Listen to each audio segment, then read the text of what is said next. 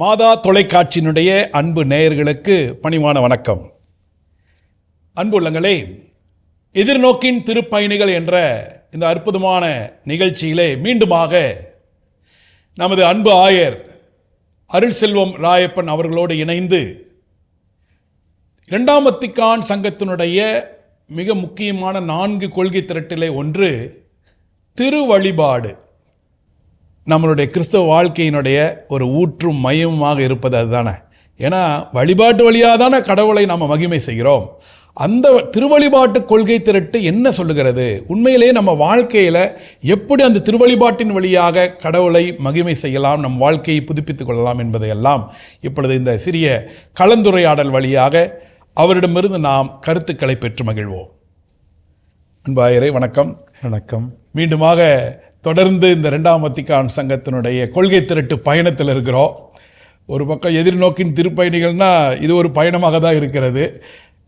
யூபிலி ஆண்டை மிக அர்த்தமுள்ளதாக கொண்டாட இந்த இரண்டாம் வத்திக்கான் சங்கத்தினுடைய கொள்கை திரட்டுகள் உண்மையாலுமே பயனுள்ளதாக இருக்கிறத பார்க்க முடியுது. இறை வழிபாட்டை பற்றி நேற்று சிந்தித்ததுக்கு இன்றைக்கி திருவழிபாடு அப்படிங்கிறது நம்மளுடைய திருச்சபையில் எவ்வளோ முக்கியமானது. அந்த திருவழிபாடு உண்மையிலேயே கடவுளை வழிபட எந்த அளவுக்கு துணை புரிகிறது, இதை பற்றியெல்லாம் ஒரு சின்ன முன்னுரை போல உங்களுடைய கருத்துக்களை சொல்லுங்க ஆண்டவரே. சென்ற முறை நாம் பார்த்தோம் எப்படி விவிலியம் பழைய ஏற்பாடும் புதிய ஏற்பாடும் உண்மையாகவே மக்கள் மனத்தில் இடம் பிடிக்க வேண்டும். விவிலியத்தோடு மரபும் மிக முக்கியமானது. இவற்றின் வழியாக இறைவன் தம்மையை வெளிப்படுத்துகிறார் என்று பார்த்தோம். வெளிப்படுத்துகின்ற கடவுளை போற்றி புகழ வேண்டும். அவருடைய உண்மையான பிள்ளைகளாக நாம் எல்லாரும் வாழ வேண்டும். அதற்கு மிகப்பெரிய துணை திருவழிபாடு. பழைய ஏற்பாட்டில் பல நூல்கள் வழிபாட்டை பற்றித்தான். திருப்பாடல்கள் எல்லாம் ஜெபத்தை பற்றியது, பல்வேறு பலிகளை ஒப்புக் கொடுப்பதை பற்றியது, திருப்பயணத்தை பற்றியது. அதே போல் மனிதராய் பிறந்த நம் ஆண்டவர் இயேசுவும் எவ்வாறு வழிபாட்டிலே நிலையாயிருந்தார் என்று. அன்பு தாய் அன்னை கன்னிமரியா, புனித யோசேப்பு சட்டப்படி எல்லாவற்றையும் செய்தார்கள். இயேசுவை ஒப்புக் கொடுக்கும்போது ஆலயத்தில் சட்டப்படி எல்லாம் செய்தார்கள். திருவழிபாட்டு சட்டப்படி எல்லாவற்றையும் செய்தார்கள். ஆண்டவரும் எப்படி திரு யாத்திரை செய்து 12 வயதாக இருக்கும்போது எருசலேமுக்கு போனார். ஆண்டவர் எவ்வாறு ஜெபக்கூடத்திற்கு சென்று வழிபாட்டிலே பங்கேற்கத்தான் சென்றார். அங்கே இறை வார்த்தை வாசிக்கப்பட்டது. அதே போல் இந்த வழிபாட்டை ஆண்டவர் விலக்கி விடவில்லை, முக்கியத்துவம் கொடுத்தார். ஆனால் அதே சமயத்தில் பல நேரங்களிலே புரட்சிகரமான இந்த வழிபாட்டுக்கும் வாழ்வுக்கும் முரணிருந்து விடக்கூடாது, உண்மையான நம்பிக்கையாளர்கள் ஆவியிலும் உண்மையிலும் தொழ வேண்டும் என்றும் ஆண்டவர் கற்பித்தார். இறுதியாக வழிபாட்டு சூழ்நிலையில்தான் எருசலேம் தேவாலயத்தில் பலி ஒப்புக் கொடுக்கின்ற அந்த நிலையில்தான் தம்முடைய உயிரையே ஆண்டவர் கையளிப்பதாக நாம் தெரிய வருகிறோம். பிறகு மற்ற நூல்களிலும் எப்பொழுது தொடக்க திரு தூதர்கள் எல்லாம் அந்த வழிபாட்டை தொடர்ந்தார்கள் என்று பிறகு மாற்றம் நிகழ்ந்ததெல்லாம். ஆக வழிபாடு என்பது நம் கிறிஸ்தவ வாழ்வின் உச்சியும் ஊற்றுமாக இருக்கிறது. அதிலிருந்து தான் நம்முடைய வல்லமையே பிறக்கிறது என்று சொல்ல வேண்டும். அப்படி பார்க்கும்போது முக்கியமாக வெளியிடப்பட்ட முதன்மையான ஒரு கோட்பாடுகளில் அல்லது கொள்கை திரட்டில் ஒன்றாக இது. 1963ஆம் ஆண்டே திருத்தந்தை 6ஆம் பவுலால் டிசம்பர் மாதம் 4ஆம் தேதி இந்த புரட்சிகரமான புதுமையான திருவழிபாட்டை பற்றிய இந்த கொள்கை திரட்டு வெளியிடப்பட்டது. இதற்கு பெயர் சாக்ரோ சாங்க்தும் கொன்சீலியம். நான் ஏற்கனவே சொன்னது போல திரு ஆசிரியத்திடமிருந்து வருகின்ற முக்கியமான மடல்கள் எல்லாம் அது தொடங்குகின்ற முதல் வார்த்தைகள் லத்தீன் வார்த்தைகள் இன்சிபித் என்று சொல்வார்கள். அவற்றை வைத்து பெயர் பெறுகின்றன. சாக்ரோ சாங்க்தும் கொன்சீலியம், திஸ் ஹோலி கவுன்சில் என்று தொடங்குகிறது. Secret council. இந்த திருவழிபாடுங்கிறது நீங்கள் சொல்கிறத பார்த்தா இப்போ மனித குலம் தோங்கினதுலேருந்தே ஒரு விதத்தில் கடவுளை தேடுதல், கடவுளை வழிபடுதல் நம்மளுடைய பழைய ஏற்பாட்டில் பார்க்குறோம். அடுத்தது கிறிஸ்துவே கடவுளின் மகனே வந்துட்டு கடவுள் தனது தந்தையை வழிபட்டு இருக்கிறார், அவரிடம் உரையாடி ஜெபித்திருக்கிறார், இதெல்லாம் நம்ம பார்க்க முடியுது. அப்படி பார்க்குறப்ப ஒரு விதத்தில் கடவுள் ஒரு இயேசுவே ஒரு குரு அப்படின்னு பார்க்குறோம். அவருடைய ஒரு குருத்துவ பணியையும் நம்ம அதில் பார்க்க முடியுது.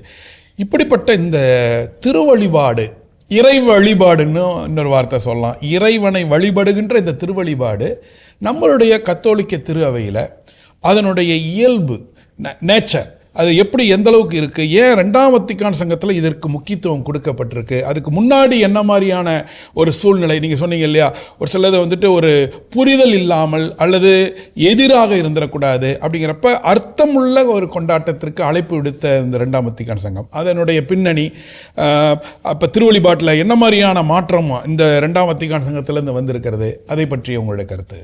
ஒரு விதத்தில் திருவழிபாட்டினுடைய நோக்கத்தை நாம் புரிந்து கொள்ள வேண்டும். அதன் அடிப்படையில் தான் ஏற்பட்ட மாற்றங்களையும் நாம் புரிந்து கொள்ள முடியும். நோக்கம் என்ன? To glorify God and to sanctify the faithful. இதற்கு திருவழிபாடு துணை செய்ய வேண்டும். ஆண்டவரை மகிமைப்படுத்த வேண்டும். நீ படைத்தவரை போற்று. நம்முடைய திருப்பாடல்களில் நாம் பார்க்கிறோம், எல்லாம் ஆண்டவரை போற்றுகின்ற எத்தனையோ திருப்பாடல்கள், ஆண்டவருக்கு நன்றி கூறுகின்ற திருப்பாடல். படைத்தவரை போற்றுவது, சாங்டிஃபை த ஃபெய்த்ஃபுல், மனிதர்களை புனிதப்படுத்துவது, அதிலும் முக்கியமாக through the paschal mystery of Christ, உண்மையாகவே இயேசுனுடைய பிறப்பு, மரணம், உயிர்ப்பு, இவற்றின் வழியாக நாம் எல்லாரும் ஆண்டவரை போற்ற வேண்டும், நாம் எல்லாரும் புனிதம் அடைய வேண்டும். இதுதான் நோக்கம். அந்த அடிப்படையில் கடந்த காலங்களில் திருவழிபாட்டில் ஒரு சிலர் மிகுந்த ஈடுபாடு கொண்டிருந்தார்கள், ஒரு சிலருக்கு அதிகமான பங்களிப்பு இருந்தது, இன்னும் சிலர் புரிந்து கொள்ளாமல் அதில் உடல் அளவிலே மட்டும் பிரசன்னமாயிருந்து ஒரு மந்த நிலை இருந்து வந்திருக்கிறது. நம்முடைய 2ஆம் வத்திக்கான் சங்கத்தை பொறுத்தமட்டில் நாம் ஏற்கனவே சொன்ன மாதிரி திரு அவையை பற்றிய புரிந்து கொள்ளுதலை நாம் மனதில் கொண்டு, எல்லாரும் திரு அவைக்கு தேவை, எல்லாரும் சேர்ந்தது தான் திரு அவை எனும்போது, வழிபாட்டில் ஒரு சிலர் மட்டும் பங்கேற்பது, மற்றவர்கள் பார்வையாளராக இருப்பது, அந்த நிலையெல்லாம் போக வேண்டும் என்பதற்காக பல்வேறு நிலைகளிலே மாற்றம் நிகழ துணையாயிருந்தது இந்த கொள்கை திரட்டு என்று சொல்ல வேண்டும். அதை அப்போ பார்க்குறப்ப நீங்கள் சொன்ன அந்த வார்த்தை, ஒரு பக்கம் திருவழிபாடுங்கிறது கடவுளை மகிமை செய்தல், இன்னொரு பக்கம் மனிதர்களை புனிதப்படுத்துதல், இந்த ரெண்டுமே பார்க்குறப்ப இந்த ரெண்டும் இணைஞ்சு போகிறது தான் திருவழிபாடு. ஏன்னா கடவுளை புகழ்கிறப்ப நான் புனிதப்படுத்தப்படுகிறேன் அப்படிங்கிறது. இந்த ஒரு அற்புதமான திருவழிபாடு நம்மளுடைய விதிமுறைகள், ஒரு லிட்டர்ஜிக்கல் ரூல்ஸ் அல்லது ஒரு கைட்லைன்ஸ் அப்படின்லாம் நம்ம வந்துட்டு இந்த திரு அவையிலேருந்து ஒரு சில விஷயங்கள் வந்திருக்கு அப்படிங்கிறோம். அடுத்தது இதில் மெயினாக அதனுடைய நோக்கமே பார்ட்டிசிபேஷன் அப்படிங்கிறாங்க. நல்ல ஒரு முழு ஈடுபாட்டோட ஒரு பொருள் உணர்ந்து அப்படின்லாம். இந்த ஈடுபாடு இந்த வழிபாட்டில் ஏன் தேவை, அதில் விதிமுறைகளை எப்படி நம்ம பின்பற்றுவது, எப்படி நமக்கு பயனுள்ளதாக மாறுகிறது? நம்ம திரு அவையில் மறைக்கல்வி மிக முக்கியம் என்று சொல்லியிருக்கிறோம். இந்த மறைக்கல்வி ஒரு பக்கம் நம்முடைய நம்பிக்கை அறிக்கையினுடைய விளக்கம் என்று சொல்ல வேண்டும். அது மட்டுமல்ல, நம்முடைய வழிபாட்டிலே இருக்கின்ற நிகழ்வுகளை பொருளுணர்ந்து கொண்டாட அது துணை புரிய வேண்டும். 2ஆம் வத்திக்கான் பொதுச்சங்கம் வியத்தகு மாற்றங்களை ஏற்படுத்தியதென்றால் அவற்றை மக்களிடம் கொண்டு சேர்க்க திருவழிபாட்டு பயிற்சி தேவைப்படுகிறது. திருவழிபாட்டு பயிற்சி என்னும்போது அருள் பணியாளர்களாக குருமடங்களிலே பயிற்சி பெறுபவர்களுக்கு மட்டுமல்ல, எல்லா மக்களுக்கும் அங்கே பயிற்சி தேவைப்படுகிறது. பயிற்சி இல்லாமல் திருவழிபாடு அர்த்தமுள்ள விதத்தில் கொண்டாடப்பட முடியாது. தயாரிப்பு, பயிற்சி இவையெல்லாம் இணைந்தே செல்லுகிறது என்று நாம் சொல்ல வேண்டும். ஆக்டிவ் பார்ட்டிசிபேஷன் என்று ஈடுபாட்டுடன் பங்கேற்க வேண்டும் என்றால் அங்கே நடைபெறுகின்ற நிகழ்வுகளின் உள்ளார்ந்த பொருளை மக்கள் தெரிந்து கொள்ள வேண்டும். அதற்கு நாம் கற்றுக் கொடுக்க வேண்டும். அப்போதுதான் எதற்காக இங்கே இவ்வாறு நிகழ்கிறது. நான் கூட அடிக்கடி சொல்வேன், எடுத்துக்காட்டாக ஒவ்வொரு திருவழிபாட்டிலும் திருப்பலியிலும் சிலுவை அங்கே இருக்கிறது. இன்னொரு பக்கம் இங்கே நற்கருணையில் நற்கருணை பலியிலே அப்பமும் ரசமும் பலிப்பீடத்தின் மீது வைக்கப்படுகின்றன. இங்கே அப்பம் பிற்கப்படும் போது அங்கே சிலுவையில் ஆண்டவருடைய உடல் கிழியப்படுவது நினைவுபடுத்தப்பட வேண்டும். அதற்காகத்தான் அங்கே சிலுவை. எத்தனையோ பேர் இவ்வளோ நாள் அது எனக்கு தெரியவில்லையே என்றெல்லாம் கூட சொல்லியிருக்கார்கள். சிலுவை இல்லாமல் திருப்பலி இல்லை. ஆக திருவழிபாட்டில் நிகழ்கின்ற அத்தனைக்கும் அர்த்தம் உண்டு என்பதை மக்களுக்கு எடுத்து சொல்ல வேண்டும். அருள் பணியாளர்கள் தெரிந்து கொள்ள வேண்டும், துறவிகள் தெரிந்து கொள்ள வேண்டும், பங்கேற்பவர்கள் தெரிந்து கொள்ள வேண்டும். அவரவருடைய கடமை என்ன, உரிமை என்ன, எப்போது மௌனமாக இருக்க வேண்டும், எப்போது எப்படி வாசிக்க வேண்டும், எப்படி பாட வேண்டும், எத்தகைய பாடல்களை பாட வேண்டும், இவை எல்லாவற்றுக்கும் ஒரு தகுந்த உருவாக்கம் மறைக்கல்வி வழியாக, மற்ற பயிற்சிகள் வழியாக நடைபெற வேண்டும் என்பதை வத்திக்கான் திருச்சங்கம் மிக தெளிவாக எடுத்துச் சொல்லுகிறது. அப்போ அந்த செயல்புரிகின்ற ஒரு பங்கேற்பாளர்களாக இருக்கணும் திருவழிபாட்டில், அதுதான் முக்கியம் அப்படிங்கிறதுக்கு ஒரு அற்புதமான விளக்கத்தை கொடுக்குறீங்க ஆண்டவரே. இந்த திருவழிபாட்டு ஒரு கோட்பாடு அல்லது கொள்கை திரட்டு இன்னொரு விஷயம் வந்து இந்த 2ஆம் வத்திக்கான் சங்கத்துக்கு பின்னாடி தான் பெரிய ஒரு மறுமலர்ச்சி வந்தது அப்படிங்கிறாங்க. அதுக்கு முன்னாடிலாம் லத்தீனில் போச வச்சுக்கிட்டு மக்களுக்கு என்னன்னே புரியாமலாம் இருந்தாங்க. ஆனால் 2ஆம் வத்திக்கான் சங்கம் திருவழிபாட்டில் பல விஷயங்களை வந்து மறுமலர்ச்சியாக வந்து ஒரு புரட்டி போட்டிருக்கு அப்படிங்கிறாங்க. வாழ்க்கையை தொடர மாதிரி அர்த்தமுள்ளதாக எல்லாரும் இறை வேண்டலில் ஈடுபட. ஏன்னா நம்ம யூபிலி ஆண்டுனா நம்ம சொல்கிறோம் புனித கதவுக்குள் நுழைந்து நம்ம இறைவேண்டல் செய்யணும், ஒப்புரவாகணும்னு. இதெல்லாம் அர்த்தமுள்ளதாக செய்யணும்னா இந்த திருவழிபாடு ரொம்ப முக்கியம். என்னென்ன மறுமலர்ச்சிகள் வந்தது? முக்கியமாக இந்த புரட்சி ரிஃபார்ம் வழிபாட்டில் நடந்ததுன்னு சொல்லும்போது அவர்களிடம் இருந்த தொலைநோக்கு என்னவென்றால் மக்கள் நடப்பதை புரிந்து கொள்ள வேண்டும், மக்களுக்கு அது கிடைக்க வேண்டும், நடப்பதை புரிந்து கொள்ள வேண்டும், அது அக்சசிபிளாக இருக்கணும் திருவழிபாடு என்றெல்லாம் கருத்தில் கொண்டுதான் இவையெல்லாம் நிகழ்ந்தது.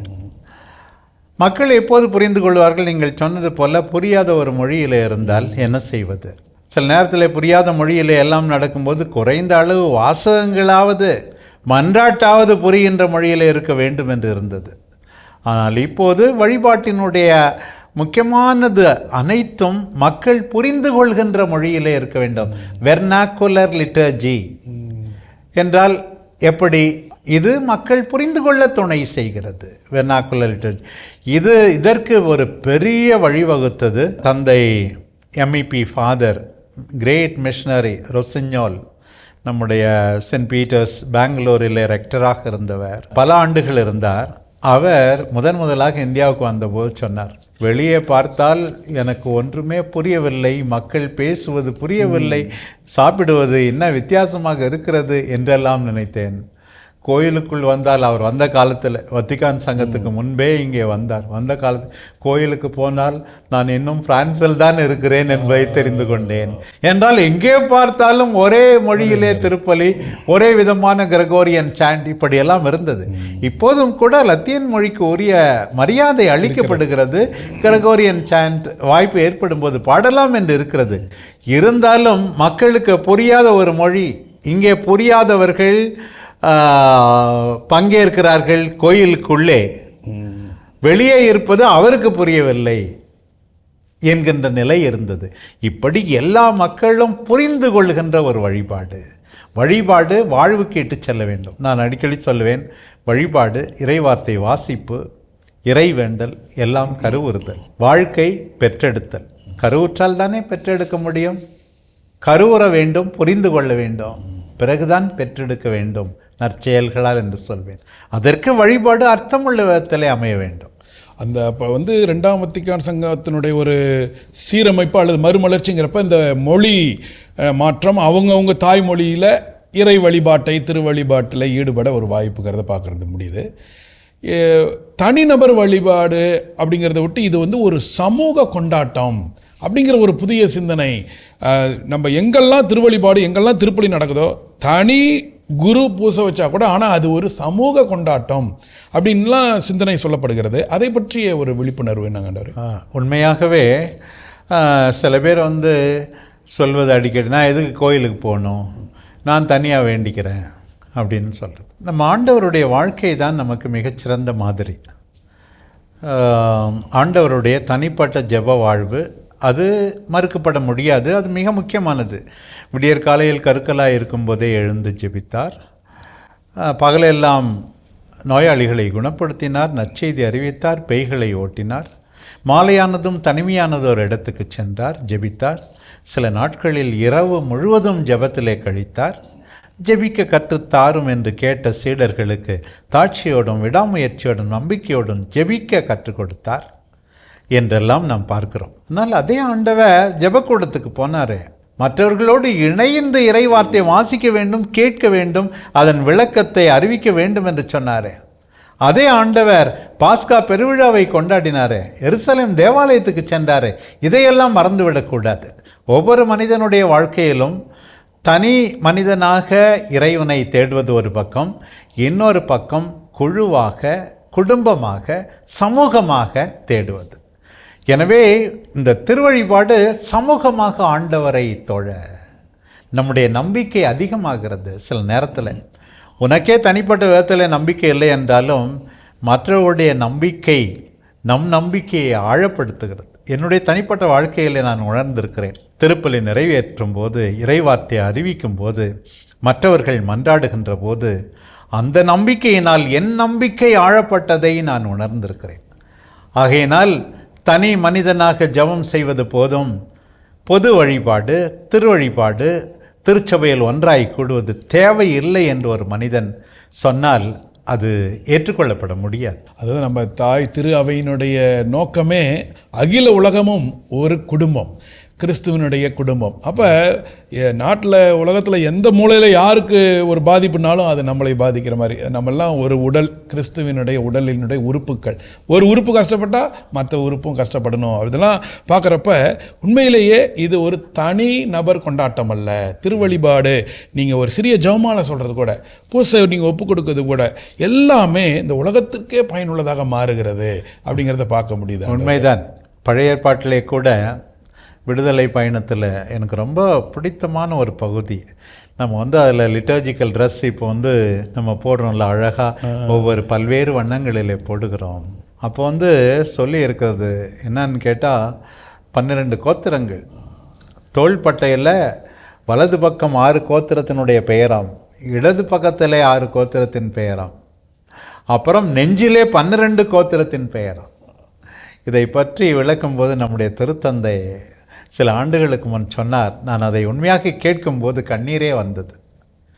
ஒவ்வொரு குருவும் இப்படி அந்த திருப்பலியின் உடைகளை அணியும் போது எப்படி 6 கோத்திரங்கள் 2 தோள்களிலும் 12 கோத்திரங்கள் நெஞ்சிலும் இருக்கிற மாதிரி தன்னுடைய மக்கள் எல்லாரையும் சுமந்து கொண்டு பலி ஒப்பு கொடுக்கிறார். மக்கள் எல்லாரையும் நெஞ்சிலே ஏற்றுக்கொண்டு பலி ஒப்பு கொடுக்கிறார். இந்த திருவழிபாட்டின் அர்த்தத்தை பாருங்கள் எந்த அளவு என்று. தனியே, நீங்கள் சொன்னீர்கள் சரியாக, தனியே திருப்பலி ஒப்பு கொடுத்தால் கூட மக்கள் எல்லாரையும் சுமந்து கொண்டு அவர்கள் கனவுகள், அவர்களுடைய வேதனைகள் எல்லாவற்றையும் ஏற்றுக்கொண்டு அவர்களுக்காக பரிந்து பேசுகின்ற, அழுது மன்றாடுகின்ற ஒரு குரு திருவழிபாட்டிலே நமக்கு காண்பிக்கப்படுகிறார். அப்படித்தான் திருவழிபாடு எல்லாரும் இணைந்து செயல்படுகின்ற ஒன்று. உண்மையாலுமே இது ஒரு நம்மளுடைய ஒற்றுமையையும் காமிக்கிறதா இருக்கிறது, இந்த ஒரு சமூக கொண்டாட்டம்.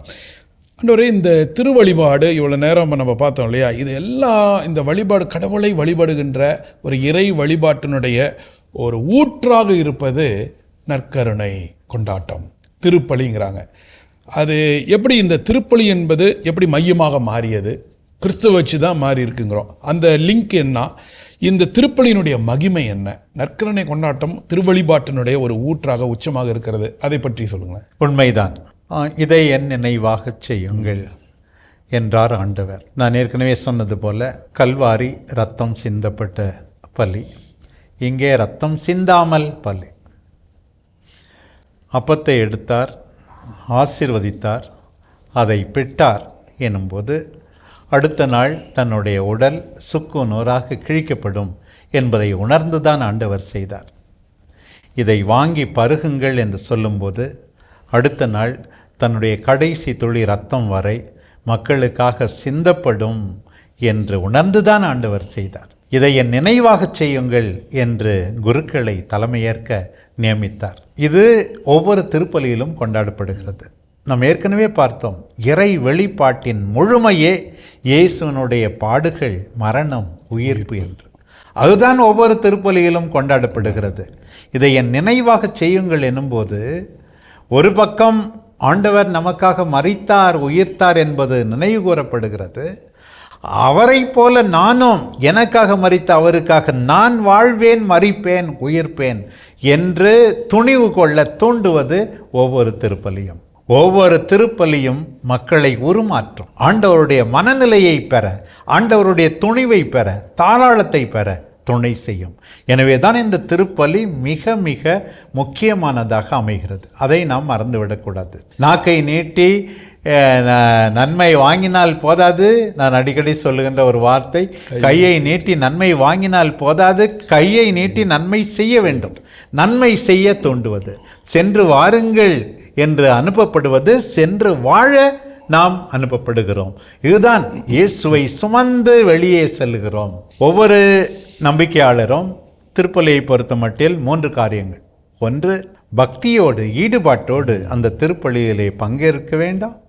இரண்டாவது, அந்த நற்கருணை ஆண்டவரை ஏற்புடைய மனத்தோடு, தூய்மையான மனத்தோடு வரவேற்க வேண்டும். மூன்றாவது, புனிதமிகு நற்கருணையில் பிரசன்னமாயிருக்கிற அவரை ஆராதிக்க வேண்டும். இது ஒவ்வொரு கத்தோலிக்க நம்பிக்கையாளரின் தலையாய கடமை என்பதன் அடிப்படையில் இந்த திருப்பலியில் அவ்வளவு முக்கியத்துவம் கொடுத்து, அது எவ்வாறு எல்லா மக்களாலும் புரிந்து கொள்ளப்பட வேண்டும், ஈடுபாட்டோடு எல்லாராலும் அதிலே பங்கேற்பு இருக்க வேண்டும் என்பதை வத்திக்கான் திருச்சங்கம் எடுத்து சொல்லுகிறது. உண்மையிலுமே இந்த திருப்பலிங்கிறது ஏறக்குறைய ஒவ்வொரு கத்தோலிக்க கிறிஸ்தவனுடைய வாழ்க்கையில் மையமாக பார்க்க முடிகிறது. ஏன்னா பிறப்பிலிருந்து இறக்கும் வரை ஏதோ ஒரு இடத்துல திருப்பலிக்கு போகிற மனநிலை, அதில் அருளடையாளங்கள் வழியாக, இந்த நற்கருணை கொண்டாட்டத்தின் வழியாக. ஆனால் இந்த திருப்பலியை பற்றி கொஞ்சம் நேரம் பேசலாண்டவரே. திருப்பலி என்ற இந்த திருவழிபாட்டில் 2 விதமான வழிபாடு, இறை வார்த்தை வழிபாடு, நற்கருணை வழிபாடு. இந்த இரண்டும் ஏற்கனவே நம்ம இறை வார்த்தையை பற்றி போன தடவை பேசுகிறப்பையும் சொன்னீங்க. இந்த இரண்டுக்குமான ஒரு உள்ளார்ந்த தொடர்பு. ஏன்னா நிறைய பேர் பார்த்தீங்கன்னா ரீடிங் இருக்கிறப்போ வரமாட்டாங்க, லேட்டாக வருவாங்க, அதை நமக்கு போய் நன்மை வாங்கிக்குவாங்க. அப்படியே ஆப்போசிட் இருக்குது. ஒரு சிலர் ரீடிங்லாம் கொஞ்ச நேரம் இருப்பாங்க, பிரசங்கம் முடிச்சுட்டு அவங்க பாட்டுக்கு போயிடுறாங்க, நன்மை வாங்காமல் போகிறவங்களும் ஒரு சிலர் இருக்கிறாங்க.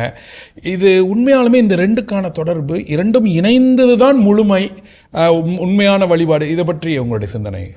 எனக்கு உடனடியாக நினைவுக்கு வருவது, இந்த எம்மாவுஸ் சீடர்கள் ஆண்டவரோடு பயணித்தது தான். ஆண்டவர் அவர்களோடு பயணிக்கிறார்.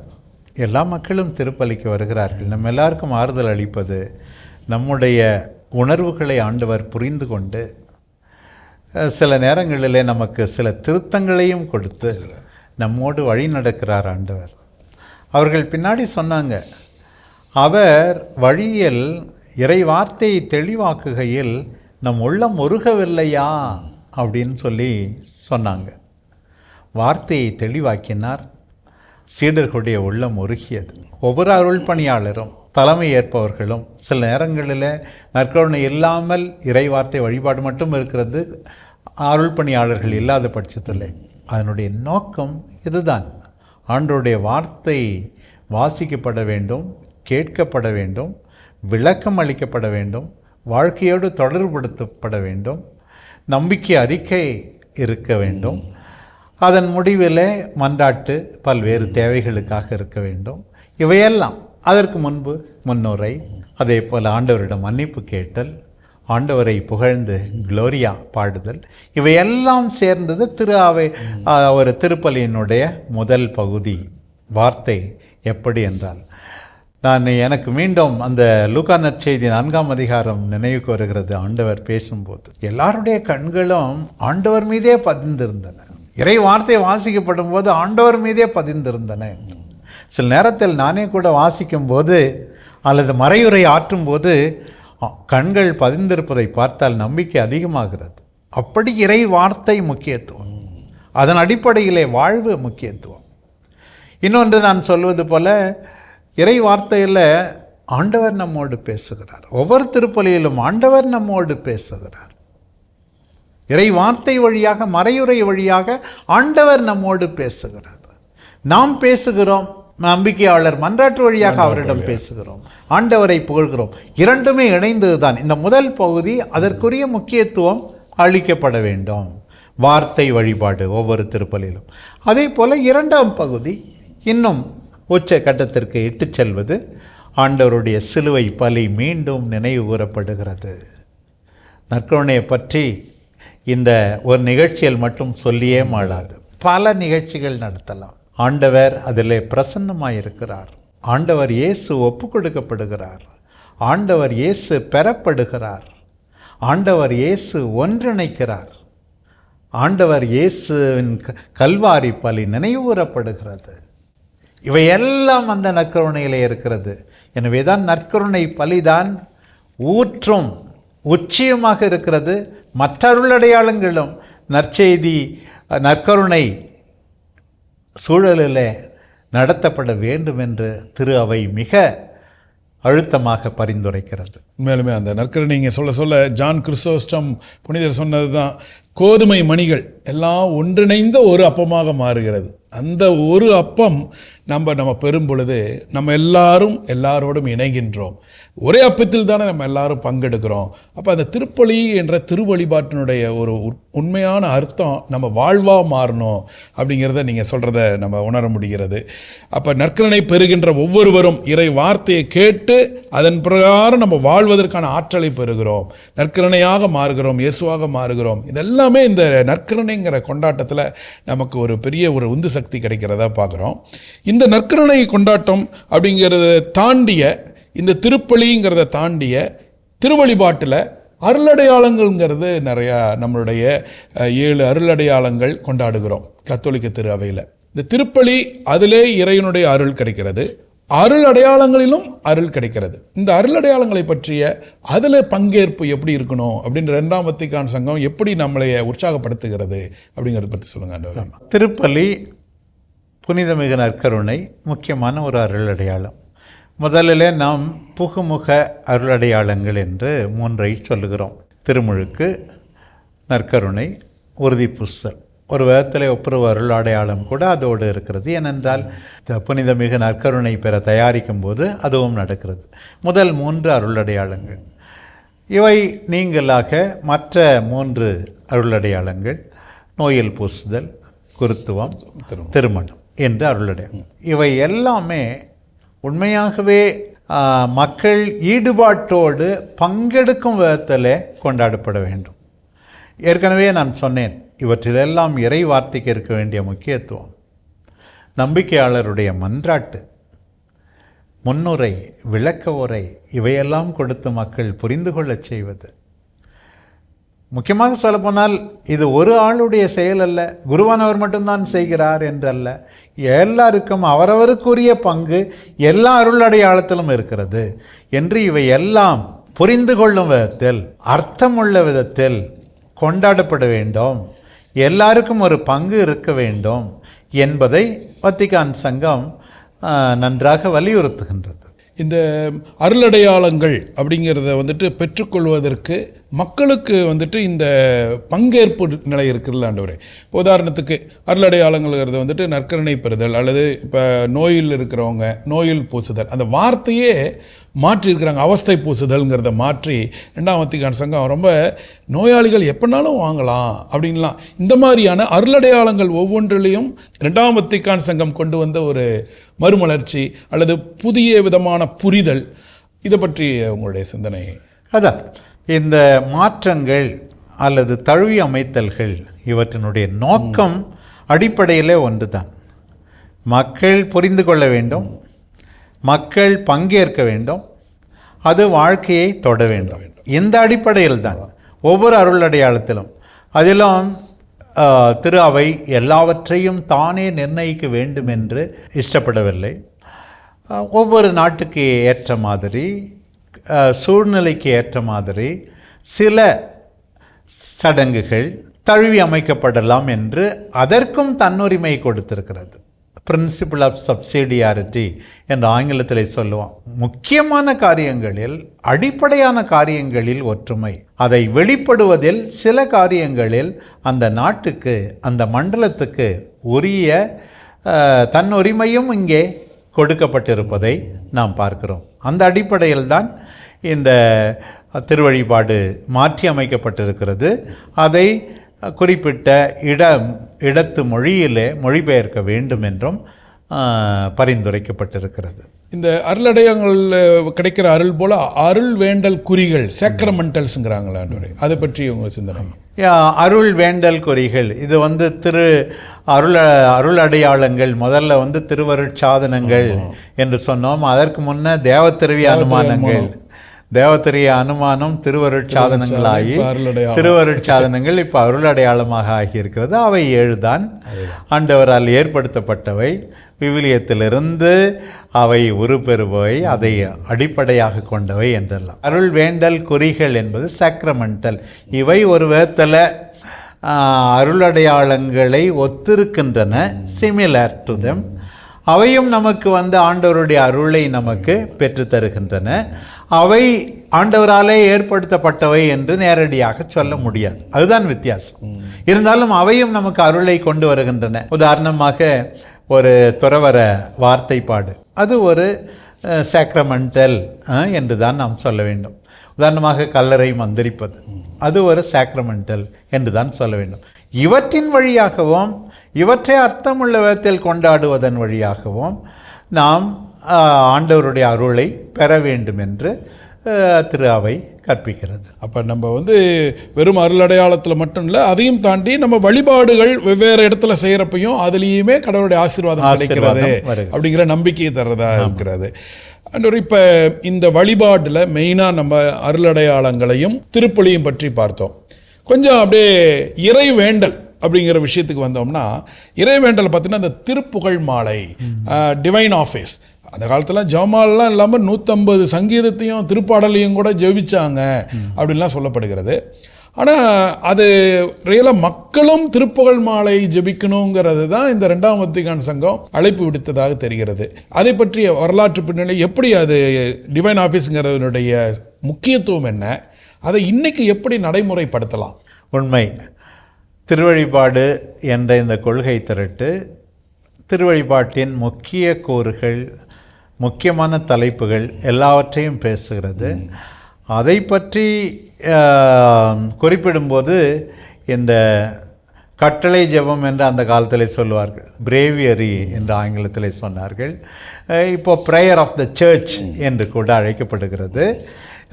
இது யார் ஜெபிக்க வேண்டும் என்பது நீங்கள் தொடக்கத்திலே சொன்னீர்கள். பொதுநிலையினருடைய திருப்புகழ் மாலை என்றால் ஜெபமாலை தான். அவர்கள் 150 சங்கீதங்களை சொல்கிறார்கள். நீங்கள் 150 மணி ஜபத்தை நீங்கள் சொல்லுங்கள் என்றெல்லாம் சொன்னார்கள். இந்த திருவழிபாடு உள்ள ஒரு பகுதியான இந்த திருப்புகழ் மாலை சிலருக்கு கட்டாயமாக ஜெபிக்க வேண்டும் என்று சொல்லியிருக்கிறது. உதாரணமாக திரு அவை சட்டத்தில் 276 சொல்லப்பட்டிருக்கிறது, ஒவ்வொரு அருள் பணியாளரும் ஏன் திருத்தொண்டரும் கட்டாயமாக திருப்புகழ் மாலையை ஜெபிக்க வேண்டும் என்று. ஆனால் திருப்பலியை குறித்து கூட தினந்தோறும் திருப்பலி நிறைவேற்ற வேண்டும் என்று பரிந்துரைக்கப்படுகிறது என்று சொல்லுகிறது. மக்கள் இருந்தால் கட்டாயம், பரிந்துரைக்கப்படுகிறது, ரெக்கமெண்டட் என்று சொல்லுகிறது. இதை பார்த்தால் கட்டாயமாக ஜெபிக்க வேண்டும். மக்களுக்காக ஜெபிக்க ஒரு குரு, எதுக்கு உன் பிள்ளை சாமியார் ஆகணும், சிஸ்டர் ஆகணும்னு கேட்டால் சில பேர் குடும்பத்துக்காக ஜெபிக்க ஒரு பிள்ளை வேணும் இல்லையா அப்படின்னு சொல்லி சில தாய்மார்கள் சொல்லுவதை கேட்டிருக்கிறேன். அதே போல் துறவிகளை பொறுத்த மட்டிலும் கூட சட்டம் 663 சொல்லுகிறது, கட்டாயமாக அவர்கள் திருப்புகழ் மாலையை அவர்கள் சபையின் விதிக்கேற்ப செய்ய வேண்டும். இப்போ புதிதாக பொதுநிலையினரும் மற்றவர்களும் ஜெபிக்க வேண்டும் என்ற கடமை, இடைவிடாது ஜெபிக்க வேண்டும் என்று ஆண்டவர் சொன்னார். மனம் தளராமல் ஜெபிக்க வேண்டும், நாள் முழுதும் ஜெபிக்க வேண்டும், இரவும் மாலையும் காலையிலும் ஜெபித்த ஆண்டவரை பின்பற்றி எல்லாரும் ஜெபிக்க வேண்டும். அதன் வெளிப்பாடு தானே இந்த திருப்புகழ் மாலை என்று சொல்லி, வாய்ப்பு கிடைக்கும் போதெல்லாம் பொதுநிலையினரோடு சேர்ந்து இவர்கள் எல்லாரும் ஜெபிக்க வேண்டும், இறைவேண்டல் செய்ய வேண்டும் என்பதையும் இங்கே பரிந்துரையாக அது கொடுக்கிறது. உண்மையாலுமே அந்த திருப்புகழ் மாலை அப்படிங்கிறது மெயினாக திருப்பாடல்கள், அதை நம்ம ஜெபிக்கிறதுக்கு துணையாக இருக்கிறத சொல்ல சொல்ல நம்ம யூபிலியோடு இணைச்சு பார்த்தா யூபிலியில் 7 கூறுகள் என்ன செய்யணும்னு நீங்கள் சொன்னீங்க. அந்த 7 விஷயத்தில் ஒன்று இறைவேண்டல். அப்போ இறைவேண்டல்னாவே இன்னுமே நம்ம மக்கள் வந்து அந்த ஜெபமாலை ஜெபிக்கிறதுலையே நின்றக்கூடாது. ஒரு பக்குவமான கிறிஸ்தவர்களாக, ஒரு முதிர்நிலை கிறிஸ்தவர்களாக மாறணும்னா இறை வார்த்தையை மையப்படுத்தி இறைவேண்டல். அப்படி பார்க்குறப்ப ஒரு திட்டமிடல் கூட செய்யலாம். இனிமேட்டு இந்த யூபிலி ஆண்டில் நம்ம ஒரு திருப்புகழ் மாலை, குரு வந்து மக்களோட இணைஞ்சு பங்குல ஞாயிற்றுக்கிழமை பூசைக்கு முன்னாடி ஒரு சங்கீதம் வாசிக்கிறது, அல்லது பூசை முடிச்சுட்டு மக்களோட இணைந்து ஒரு திருப்புகழ் மாலை, அல்லது இப்போ நான் 9 நாள் நவநாள் திருவிழாவுக்கு டெய்லி ஜெபமாலைக்கு பதில் இது கூட ஜெபிக்கலாம், அல்லது ஜெபமாலை ஒரு 10 சொல்லிட்டு இது ஒரு சங்கீதம் வாசி, இது மாதிரி நிறைய திட்டமிடலாம் போல தெரிகிறது நீங்கள் சொல்ல சொல்ல. உண்மையாகவே சில அருள் பணியாளர்கள் இந்த வேலையை நன்றாக சொல்லுகிறார்கள். நான் சொன்னது விவிலியம் மட்டுமல்ல, இந்த திருப்புகழ் மாலையின் பல்வேறு பகுதிகள் கூட, முக்கியமாக ஒவ்வொரு நாளுடைய இரவு ஜெபமும் என்னுடைய குரலிலே பதிவு செய்யப்பட்டிருக்கிறது. நான் சில குடும்பங்களை பார்த்திருக்கிறேன். அந்த 7 நாள் இரவு ஜெபம் மாறுவதில்லை, மனப்பாடமாக சொல்லுகிறார்கள் அதை கேட்டு கேட்டு. அதே போல் இந்த திருப்புகழ் மாலையிலே அருள் பணியாளர்களுக்கு என்று இருக்கின்ற ஆன்ம வாசகம், முக்கியமாக முதல் வாசகம் விவிலியத்திலிருந்து, 2வது வாசகம் முதுபெரும் தந்தையர்கள் எழுதியதிலிருந்து, இவையெல்லாம் 551 வாசகங்கள் கூட என்னுடைய குரலில் இருக்கின்றன. இவையெல்லாம் மறக்கப்பட்டு விடக்கூடாது என்பதற்காகத்தான் நேரம் ஒதுக்கி இவற்றை நான் செய்தேன். நீங்கள் சொன்னது போல விவிலியத்தின் அடிப்படையில் காலை ஜெபம், மாலை ஜெபம், குறைந்த அளவு 4 வாரத்துக்கு உரிய பொது ஜெபம் இல்லை என்றாலும் கூட ஒரு வாரத்திற்காவது காலை ஜெபம், மாலை ஜெபம், இவற்றையெல்லாம் மக்கள் ஜெபிக்க ஒரு வாய்ப்பாக, எங்கே முடியுமோ அங்கே ஒலிபெருக்கையில் இந்த ஜெபத்தை சொன்னால் உண்மையாகவே இந்த திருப்புகழ் மாலையில் எல்லாரும் பங்கு பெறுவது.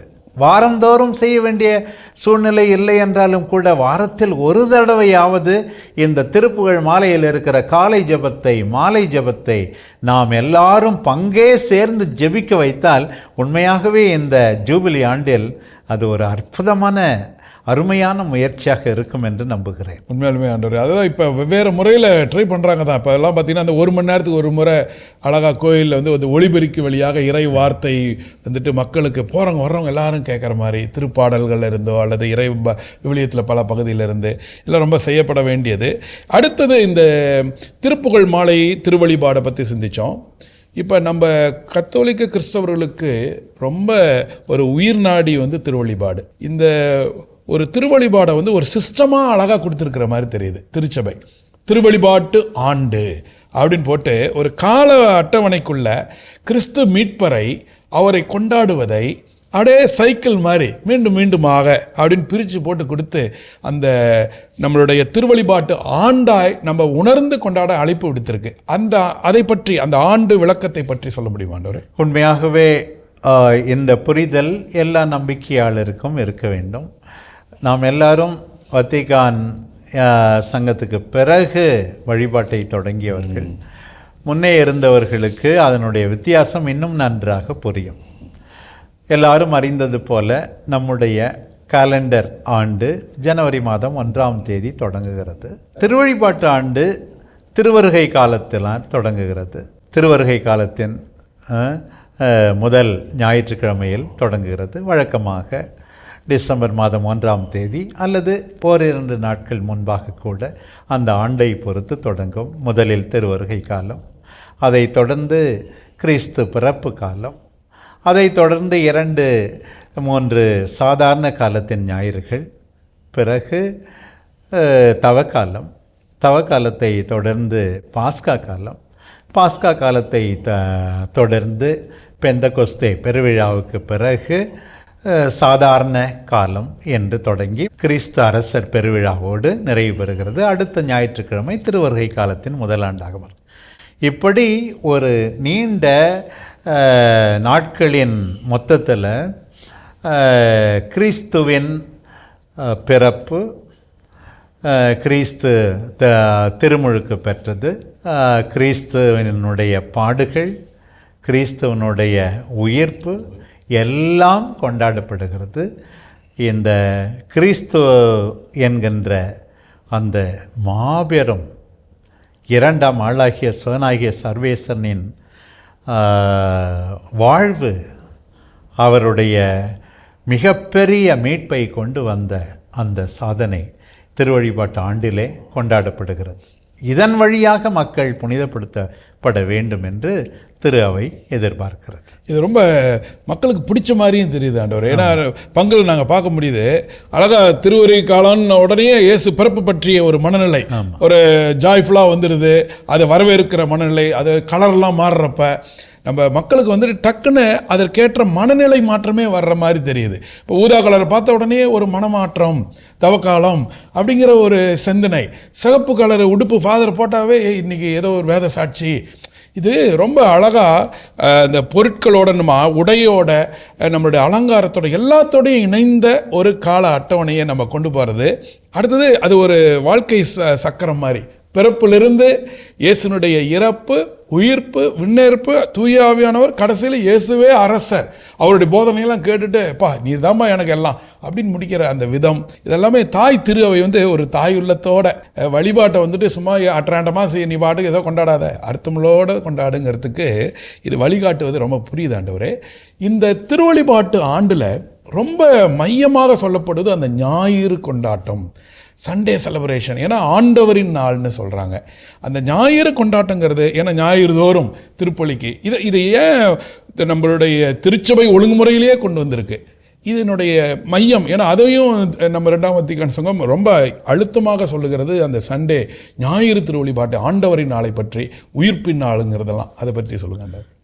7ஆம் நாளினுடைய முக்கியத்துவத்தை பற்றி பழைய ஏற்பாட்டில் பழைய சட்டமே மிக தெளிவாக சொல்லியிருந்தது. அது முக்கியமாக முதல்ல ஓய்வு நாளாக கொண்டாடப்பட வேண்டும் என்று, இந்த ஓய்வை பற்றி எல்லாம் கலந்த நிகழ்ச்சியிலே நாம் பார்த்தோம், அதனுடைய முக்கியத்துவத்தை பற்றி. இன்னொரு பக்கம் அது வழிபாட்டின் நாள், ஆண்டவருடைய அனைத்து மகத்தான காரியங்களுக்காகவும் நன்றி கூறுகின்ற நாள், இறை வார்த்தையை கேட்கின்ற நாள், மன்னிப்பு பெறுகின்ற நாள். இப்படி ஆண்டவரோடு உள்ள உறவை நெருக்கமாக்க பயன்படுத்தப்படுகின்ற நாளாகவும், இந்த புதிய ஏற்பாட்டில் மரித்த ஆண்டவர் 3ஆம் நாள் உயிர்த்தெழுந்தார் எனும்போது அந்த உயிர்ப்பை கொண்டாடுகின்ற ஒரு நாளாக, மிக மிக முக்கியமாக இறை வார்த்தை கேட்கும் நாளாக, அப்பம் பிற்கும் நாளாக தொடக்கத்திலிருந்தே அது கொண்டாடப்பட்டு வந்திருக்கிறது. ஞாயிறு எனும்போது ஆண்டவரோடு உறவை நெருக்கிக் கொள்ள, ஆண்டவரோடு இன்னும் அதிகமாக ஆழமாக உறவிலே வளர இது பயன்படுத்தப்பட வேண்டும் என்று, அதற்காகத்தான் அந்த ஓய்வு நாள் புனிதமான நாள் என்று அழைக்கப்படுகிறது. அந்த நாளை புனிதப்படுத்துவது முக்கியமாக அந்த திருப்பலியில் முழுமையாக பங்கெடுப்பதன் வழியாக. ஒரு நாளைக்கு 24 மணி நேரம், ஒரு வாரத்திற்கு 168 மணி நேரம், 1 மணி நேரம், 1.5 மணி நேரம் ஞாயிறு திருப்பலிக்காக அர்த்தமுள்ள விதத்தில் செலவழிக்கப்படுகிற நேரம் வீணாகாது. சூப்பர் ஆண்டவரே. இப்போ இந்த திரு இசை அப்படிங்கிறது ஒரு தனி தலைப்பாகவே போட்டு கொடுத்துருக்குறாங்க திருவழிபாட்டில். ஏன்னா மனிதன் என்பவன் உணர்வும் உணர்ச்சியும் நிறைந்தவன், சும்மா அப்படியே மொனாட்டனஸாக இருக்க முடியாது. இசை என்பது திருவழிபாட்டில் ஒரு உயிரோட்டம் கொடுப்பதாக சொல்லப்படுகிறது இல்லையா? அந்த திரு இசையை பற்றி இந்த திருச்சங்கம் ஏன் தனியாக அதுக்கு ஒரு முக்கியத்துவம் கொடுத்து, அது ஒரு ஏலாக கொடுத்து அதை விளக்கி இருக்கிறாங்கல்ல, என்ன சொல்ல வராங்க? அந்த காலத்திலேயே நாம் கேள்விப்பட்டோம், புனித அகுஸ்தினார் ஒரு முறை பாடுபவன் இருமுறை ஜெயிப்பதற்கு. நாம் சொன்னது போல் திருவழிபாட்டினுடைய நோக்கமே ஜெயிப்பது தான். அந்த ஜெபத்திற்கு துணை செய்வது இந்த பாடல்கள். அந்த பாடல்கள் உண்மையாகவே இறைவனை நோக்கி உள்ளத்தை எழுப்ப வேண்டும். மக்களுடைய வாழ்வு முறையை நற்செய்தி அடிப்படையில் உருமாற்றம் செய்ய துணை புரிய வேண்டும். அதற்கேற்ற இசை நமக்கு தேவை. இசை தேவை என்பது முக்கியம். அந்த இசையை பொறுத்த மட்டில் ஒரு பக்கம் மக்களின் மனத்துக்கு ஆறுதலாக இருக்க வேண்டும், மக்களின் மனத்தை இறைவனிடம் திருப்ப வேண்டும். அங்கே பயன்படுத்தப்படுகின்ற வார்த்தைகள் புரியும் விதத்திலே அந்த இசையும் அமைய வேண்டும்.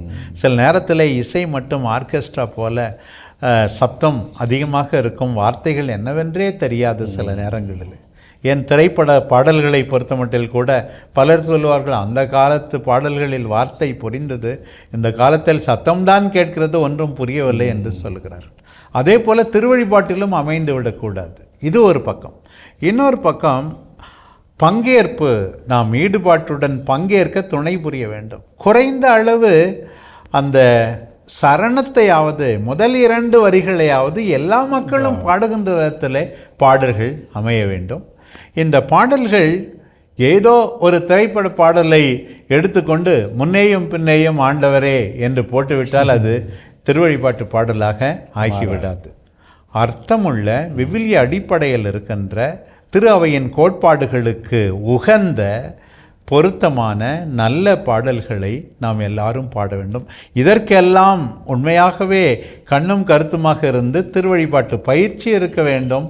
அதை ஒன்று சேர்த்து கண்காணிக்க வேண்டிய திரு அவையின் தலைவர்கள் பாடுபட வேண்டும் என்பதை தெளிவாக இந்த கோட்பாடு கூறுகிறது. நம்ம மனித வாழ்க்கையோடு இந்த திருவழிபாட்டை திரு அவை ரொம்ப அழகாக இணைச்சி கொண்டு போயிட்டே இருக்கிற மாதிரி இருக்குது. ஒரு பக்கம் மன்றாடுவது, அதற்கான வழிபாடுகள்லாம் பேசணும். அடுத்து பார்த்திங்கன்னா மனிதனுக்குரிய விஷயங்கள் இசைங்கிறத பார்த்தோம். அடுத்தது மனிதனுக்குள்ளேயே கடவுளுடைய படைப்பில் இருப்பது கலை, திருக்கலை. எப்படி அந்த ஒரு சேகர்ட் ஆர்ட் வழியாக எப்படிலாம் நம்ம இறை வழிபாட்டில் கலந்துக்கலாம். அடுத்தது நம்ம பயன்படுத்துகிற பொருட்கள் கூட, நம்ம திருவழிபாட்டில் பயன்படுத்துகிற பொருட்களுக்கும் மற்றதுக்கும் வித்தியாசம் இருக்குது. அந்த இடம், அது அமைப்பு, இதெல்லாமே ரொம்ப சிஸ்டமேட்டிக்காக விளக்கி மாதிரி இருக்குது. அதை பற்றி சொல்லுங்க ஆண்டவரே. உண்மைதான். முக்கியமாக கோயிலில்லா ஊரில் குடியிருக்க வேண்டாம் என்று சொல்வார்கள். முக்கியமாக கோயில் உண்மையாகவே அது ஒரு ஹோட்டல் மாதிரி இருந்து விடக்கூடாது. ஆண்டவரை எல்லாரும் வழிபட ஏற்ற இடமாக இருக்க வேண்டும் கோயிலுடைய அமைப்பு. இந்த நவீன காலத்தில் எவ்வளோ பேர் உண்மையாகவே அதில் மிகவும் புலமை மிக்கவர்களாக இருக்கிறார்கள். அவர்களை வைத்து அழகாக ஒரு ஆலயத்தை கட்டுவது. சில பேர் சொல்வார்கள், இவ்வளவு பணம் செலவழிக்கப்படுகிறதே ஆலயத்துக்கு என்று. ஆனால் ஆண்டவர் மீது உள்ள பக்தியை வெளிப்படுத்த அவர்கள் செய்கிறார்கள். கோயில்னு இருக்கும்போது உதாரணமாக அக்விஸ்டிக்ஸ் அங்கே உள்ள கோயிலுக்கு போகலாமே தவிர ஒன்றுமே கேட்காது என்று சில பேர் சொல்வார்கள். அப்படி இருக்கக்கூடாது. இறை வார்த்தை முழங்கப்படும் இடம் அதற்கேற்ற அமைப்பில் அழகாக அமைக்கப்பட வேண்டும், வார்த்தைகள் கேட்கும்படி அமைக்கப்பட வேண்டும் என்று இதெல்லாம். அதே போல் திருவழிபாட்டிலே பல்வேறு நிலையில் எப்படி இருக்க வேண்டும் என்று, உதாரணமாக பலிபீடம் முக்கியத்துவம், அது ஆண்டவர் இயேசுவையே குறிக்கிறது. அது ஒரே கல்லில் செய்யப்பட்டிருந்தால் மிகவும் நல்லது என்று சொல்லுகிறது. நாம் ஏற்கனவே பார்த்தோம், ஒரே திருப்பலியில் வார்த்தை வழிபாடு, நற்கருணை வழிபாடு. நற்கருணை வழிபாடு கல்லில் இருந்தால் ஏன் இது வார்த்தை வழிபாடு முழங்கப்படும் இடமும் கல்லில் அமைக்கப்பட வேண்டும் என்றெல்லாம் பாருங்கள். ஒவ்வொரு செயல்பாட்டுக்கும் அர்த்தம் உண்டு. பிறகு நற்கருணை பலிக்கு பயன்படுத்தப்படுகின்ற பொருட்கள், உதாரணமாக இந்த பாத்திரங்கள், நற்கருணை பாத்திரங்கள், ஏதோ கண்ட பாத்திரங்களை, நற்கருணை பெட்டி, அதனுடைய தூய்மை, அழகு எனக்கு நினைவுக்கு வருகிறது. SMI sisters of Mary Immaculate என்ற சபை, அன்னை தெரேசா சபையினரை போல அந்த நீல கலரிலே பார்டரோடு அவர்கள் உடை அணிந்திருப்பார்கள். அவர்களுடைய ஃபவுண்டர் பிஷப் மாரோ அவர்கள் சொன்னது எனக்கு நினைவுக்கு வருகிறது. Sisters, you are taking the vow of poverty. Don't impose poverty on Jesus.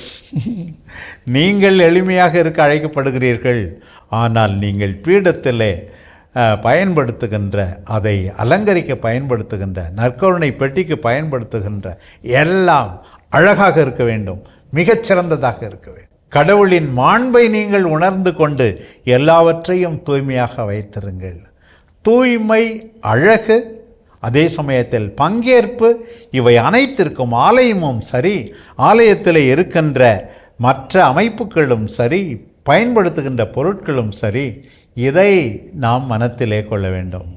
சில நேரத்தில் தூய்மையற்ற, கிழிந்து போன, நல்ல உணர்வை ஏற்படுத்தாத இத்தகைய சில காரியங்கள் நடக்கும்போது, ஆலயம் தூய்மையாக இல்லாத போது வழிபாடு உண்மையாகவே அவர்கள் மதிக்கவில்லை என்றாகிவிடுகிறது.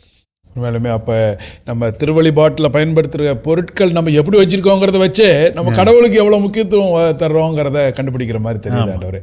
அப்படி பார்க்குறப்ப நம்ம கத்தோலிக்க திருவை வந்து அடையாளங்களை பயன்படுத்தி வழிபாட்டிற்கு துணையாக வச்சிருக்கு. அதுதான் நம்ம வந்துட்டு பார்க்க முடிகிறது. மெழுகுதிரி நம்ம ஆலயத்து பீடத்தில் வைக்கிறது முதற்கொண்டு, சுரூபங்கள் வைப்பது முதற்கொண்டு, இது எல்லாமே ஜெபிப்பதற்கு இறைவேண்டலுக்கு துணையாக இருக்குது. ஆனால் ஒரு சிலர் வந்து நம்ம வந்து சிலை வழிபாடு செய்கிறோம், சுரூபத்தை வச்சுட்டு இருக்கிறாங்க, படத்தை வச்சுட்டு இருக்கிறாங்கன்னு. ஆனால் அந்த ஓவியங்கள், இயேசுனுடைய பாடுகளை பற்றி ஓவியங்கள், இதெல்லாம் வந்து மனதிற்கு ஆண்டவரை நினைவுபடுத்துகிறது. பாடுகளை ஜெபிக்க துணையாக இருக்குங்கிறதெல்லாம் பார்க்க முடியுது இல்லையா ஆண்டவரே? ஆமாம், ஒவ்வொரு அடையாளமும் ஒரு பாடத்தை நமக்கு புகட்டுகிறது. பல முறை நாம் கேள்விப்பட்டிருக்கிறோம் கத்தோலிக்க திரு அவையினரை மற்றவர்கள் சொல்கின்ற குற்றச்சாட்டு. நாமும் நம்முடைய நம்பிக்கை அறிக்கையில் ஒரே கடவுளை நம்புகிறேன் என்று தான் சொல்லுகிறோம். இருந்தாலும் கூட சில படங்கள், ஓவியங்கள், ஏன் சுரூபங்கள், இவற்றை வைத்து சிலை வழிபாடு செய்வதாக நம்மை குற்றம் சாட்டுகிறவர்கள் இருக்கத்தான் செய்கிறார்கள். நான் பல முறை கேட்பது, நீங்கள் சிலுவை கூட வைத்திருக்க மாட்டீர்களா என்று. அந்த சிலுவையும் உங்களுக்கு தேவையில்லையே. சிலுவையை பார்க்கும்போது ஆண்டவரோட தியாகம் உண்மையாகவே நினைவுக்கு வருகிறது தானே. சிலுவை மட்டும் இருக்கலாம், மற்ற உருவங்கள் வேண்டாம், சிலுவையும் ஒரு உருவம் தானே என்று நான் கேட்பதுண்டு. அது இருக்கட்டும். அதே போல் நாம் பயன்படுத்துகின்ற அத்தனையும் நமக்கு, இப்போ மெழுகு திரி கூட எவ்வளவு ஆழமான அர்த்தத்தை கொண்டிருக்கிறது. முக்கியமாக நம்முடைய உயிர்ப்பு பாஸ்கா திருவிழிப்பிலே பாடுகிறோமே, எப்படி அந்த மெழுகுத்தி உருவாக்கப்படுகிறது. இது ஆண்டவர் ஒளி கொடுப்பதை காட்டுகிறது. அது அழிந்தாலும் ஒளி குறைவுபடுவதில்லை என்றெல்லாம் பார்க்கும்போது மெழுகுத்திரியினுடைய அர்த்தம் நமக்கு புரிகிறது. அதே போல் மலர்கள் எல்லாம் ஆண்டவருக்கு நம்முடைய அன்பை காட்ட, தூபம் போல் என் ஜெபம் ஆண்டவரே உம்மை நோக்கி எழுபடும். ஒவ்வொரு திருவழிபாட்டில் நீங்கள் சொன்னது போல பயன்படுத்துகின்ற ஒவ்வொரு பொருளுக்கும் அது குறித்து காட்டுகின்ற ஒரு நல்ல பாடம் இருக்கிறது என்பதை நாம் மறக்கக்கூடாது. இப்படி ஒரு அற்புதமான ஒரு விளக்கங்களோடு கூடிய இந்த திருவழிபாடு அப்படிங்கிறது வந்து நம்மளுடைய வாழ்க்கையில் உண்மையிலே பயனுள்ளதாக மாறணும். வெறும் வழிபாடாக போயிடக்கூடாது, அந்த வழிபாடெல்லாம் வாழ்வாக மாறணும். ஆனால் வாழ்வுக்கு வழிபாடு வேணும் அப்படிங்கிறத நம்ம புரிஞ்சிக்க முடியுது ஆண்டவரே. இந்த யூபிலி ஆண்டில் இந்த 2ஆம் வத்திக்கான் சங்கத்தினுடைய கொள்கை திரட்டு திருவழிபாடை திருத்தந்தை வாசிக்க சொல்லியிருக்கிறாருன்னா எவ்வளோ அர்த்தம் இருக்குங்கிறத புரிஞ்சிக்க முடியுது. நீங்கள் இந்த யூபிலி ஆண்டில் மக்களுக்கு நிறைவாக இந்த திருவழிபாடை பற்றி ஒரு எப்படி ப்ராக்டிக்கலாக அவங்க என்னென்ன விஷயங்கள் ட்ரை பண்ணலாம், எப்படிலாம் கொண்டாடலாம், எப்படிலாம் அதை வாழ்வாக மாற்றலான்னு சொல்லுங்கள்.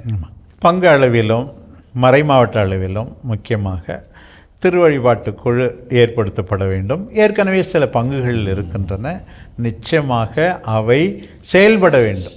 பேப்பரில் மட்டும் இருந்தால் போதாது, செயல்பட வேண்டும் என்பது பரிந்துரைக்கிறேன் நான். அடுத்தது, ஏற்கனவே நம்ம வந்து பார்க்குறோம் நம்முடைய தமிழகத்தில் அன்பியம் நிறைய மறை மாவட்டங்களில் பங்குகளில் இருக்கிறது என்பதை பார்க்கிறோம். ஒவ்வொரு அன்பியத்திற்கும் பிரித்து கொடுத்து இப்படியெல்லாம் திருவழிபாட்டை அர்த்தமுள்ள விதத்தில் கொண்டாடுங்கள் என்று உண்மையாகவே கொண்டாடுகிறார்கள். நான் என்னுடைய அனுபவத்திலே கூட பார்த்தேன், சில பங்கு தந்தையர்கள், அருள் பணியாளர்கள் அவர்களுக்கு பரிசு வழங்குகிறார்கள்.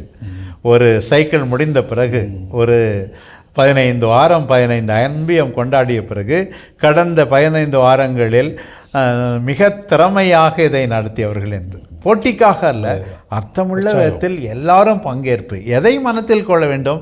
இப்போ நிறைய பேர் பங்கேற்றார்களா? அழகாக இருந்ததா? தூய்மையாக இருந்ததா? மனம் இறைவனிடம் எழும்ப துணையாக இருந்ததா? இவை எல்லாவற்றையும் கூட ஆய்வு செய்து பங்கேற்பது இப்படி முன்னேற்ற பாதையிலே வழிநடத்துவது. நான் சொன்னது போல் தயாரிப்பு அதற்கு முக்கியம். மறைக்கல்வி, இதற்காக நாம் மக்களை பயிற்றுவிக்க வேண்டும் என்று சொல்லியிருக்கிறது தயாரிப்பு. பிறகு ஆய்வு, நாம் எங்கே தவறு செய்தோம் என்பதை குறித்து. இப்படியெல்லாம் நாம் ஈடுபாட்டோடு பங்கேற்க, திருப்பலியில் மட்டுமல்ல, ஒவ்வொரு அருள் அடையாளத்திற்கும் உண்மையான தயாரிப்பு இருக்க வேண்டும். நான் என்னுடைய அனுபவத்தில் பார்த்திருக்கிறேன். மேலை நாடுகளில் எடுத்துக்காட்டாக ஒரு திருமுழுக்கு பெற வேண்டும் என்றால் சில இடங்களிலே மறைக்கல்வி பெற்றோருடைய வீட்டிலே தான் இருக்கும். போய் 1 மணி நேரம், ஜெர்மனியிலே நான் பார்த்துருக்கிறேன், நானே கூட போயிருக்கிறேன், திருமுழுக்கு கொடுப்பதற்கு முன் அதனுடைய விளக்கம் நீங்கள் செய்ய வேண்டியது. இப்படி ஒவ்வொரு அருள் அடையாளத்துக்கும் தயாரிப்பு. நான் அடிக்கடி சொல்லுவேன், சில பேர் தயாரிப்பு அந்த வழிபாடு நடக்கும்போது தான் செய்வது. எடுத்துக்காட்டாக நம்பிக்கையாளர் மன்றாட்டை என்னுடைய மறையுரையின் போது எழுதுவது சில பேர் படிப்பதற்காக. மறையுரை அவர்களுக்கு தேவையில்லை என்பது போல. நான் சொல்வேன், திருடன் வந்த பிறகு 8 நாள் கழித்து நாய் குழைத்ததாம், என்ன பிரயோசனம்? முன் தயாரிப்பு, கொண்டாட்டம், மாதத்திற்கு ஒரு முறை ஆய்வு, இப்படியெல்லாம் எல்லாரும் ஈடுபட்டு அர்த்தமுள்ள விதத்தில் அருள் அடையாளங்களை, அருள் வேண்டல் குறிகளை, குழு ஜபத்தை இப்படியெல்லாம் உண்மையாகவே நன்றாக கொண்டாடி ஆன்ம வாழ்வு, அன்பு வாழ்வு மேம்பட திருவழிபாடு துணை புரிய வேண்டும். உண்மையாலுமே இந்த யூபிலி ஆண்டுக்கு திருவழிபாடு என்ற இந்த கொள்கை திரட்டின் வந்து எவ்வளோ பயனுள்ளதாக இருக்கிறதுங்கிறத நீங்கள் ஒவ்வொன்றையும் அழகாக பிட்டு வச்சுருக்கீங்க. நிச்சயம் இதை கேட்ட மக்கள் நாங்கள் அனைவருமே பயனுள்ளதாக எங்களுடைய வாழ்க்கையில் மாற்றிக்கொள்வோம் என்று சொல்லி இவ்வளோ நேரம் உங்களுடைய சிந்தனைகளை பகிர்ந்ததற்கு அன்பான நன்றிகளை தெரிவித்துக் கொள்கிறோம் ஆண்டவரே. அன்பு மாதா தொலைக்காட்சியினுடைய நேயர்களே, பாருங்கள், திருவழிபாடு நேற்று இறை வெளிப்பாடுன்னு பார்த்தோம். கடவுள் தன்னை வெளிப்படுத்தியது மனிதனோடு நண்பனைப் போல உறவு கொள்ள, தன்னை புரிந்து கொள்ள, அன்பு செய்யன்னு. அந்த கடவுளை புரிந்து அன்பு கொள்ள வெளிப்படுத்துவதற்கு தான் திருவழிபாடு. இந்த திருவழிபாடு வழியாகத்தான் நாம் இறைவனை அன்புறவு கொள்கிறோம், பல்வேறு விதங்களில் அன்புறவு கொள்கிறோம். அதை தான் இவ்வளோ நேரம் பார்த்தோம். அதனுடைய உச்சம்தான் நற்கருணை கொண்டாட்டம். நம்ம கத்தோலிக்க திரு அவை ஒவ்வொரு உறுப்பினருக்குமே அருளடையாளங்கள் இதெல்லாமே எவ்வளோ முக்கியம். அதை எப்படி அர்த்தமுள்ளதாக கொண்டாடணும், தயாரிப்போடு கொண்டாடணும், முழு ஈடுபாட்டோட பங்கெடுக்கணும், எல்லாத்தையுமே பார்த்துருக்குறோம். இந்த திருவழிபாடு எல்லாம் நாம் எல்லாம் ஒன்றிணைந்து கடவுளை மகிமைப்படுத்துது. பல நேரத்தில் பார்த்திங்கன்னா திருவழிபாட்டு பேர்லேயே டிவிஷன், நிறையா பிளவுகள். நான் தான் இதை செய்வேன், அவனுக்கு கொடுக்கக்கூடாது, இந்த இனத்துக்கு தரக்கூடாது, அந்த மக்களுக்கு தரக்கூடாது என்று வேறுபாடுகள் வருகிறது.